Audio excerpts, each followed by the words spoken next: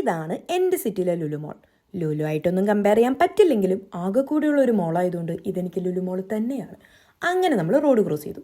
ഇവിടെ road cross ചെയ്യുമ്പോൾ നമ്മളൊരു സംഭവം ഒന്ന് 2 മിനിറ്റ് നേരത്തേക്ക് തോന്നും കേട്ടോ, അപ്പം തന്നെ അതങ്ങ് പോവെങ്കിലും. അങ്ങനെ നമ്മൾ മോളിൻ്റെ ഉള്ളിൽ കയറി. ഇന്ന് നമ്മൾ ട്രൈ ചെയ്യാൻ പോകുന്നത് ജർമ്മൻകാരുടെ ഫിക്കാഡാലയാണ്. ഇവരുടെ ദേശീയ ഭക്ഷണങ്ങളിൽ ഒരു ഭക്ഷണമായ ഒരു ഫിക്കാഡാലെ. വളരെ ടേസ്റ്റി ആയിട്ടുള്ള ഒരു മീറ്റാണ് കേട്ടോ. 2 ബണ്ണിൻ്റെ ഇടയിൽ വെക്കുന്ന മീറ്റിനെയാണ് ഫിക്കാഡാലെ എന്ന് പറയുന്നത്. 2 യൂറോയ്ക്ക് നല്ല ബഡ്ജറ്റ് ഫ്രണ്ട്ലി ആണ്. ഇതൊരെണ്ണം കഴിച്ചാൽ പിന്നെ വിശക്കത്തേയില്ല.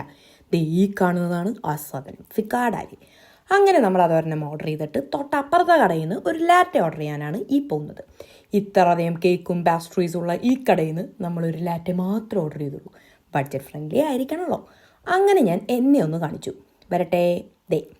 അതിനുശേഷം ഇപ്പുറത്ത് നോക്കിയപ്പോൾ ഈ ഒരു മെഷീൻ കണ്ടു. ഇതെന്താണെന്നല്ലേ പലരും കണ്ടിട്ടുണ്ടാവും. ക്യാഷിലിരിക്കുന്ന ആൾക്ക് ക്യാഷ് കൊടുക്കുന്നതിന് പകരം ഇതിലങ്ങ് ഇട്ടാൽ മതിയെന്നേ. അങ്ങനെ നമ്മൾ കഫേൻ്റെ ഉള്ളിൽ കയറി.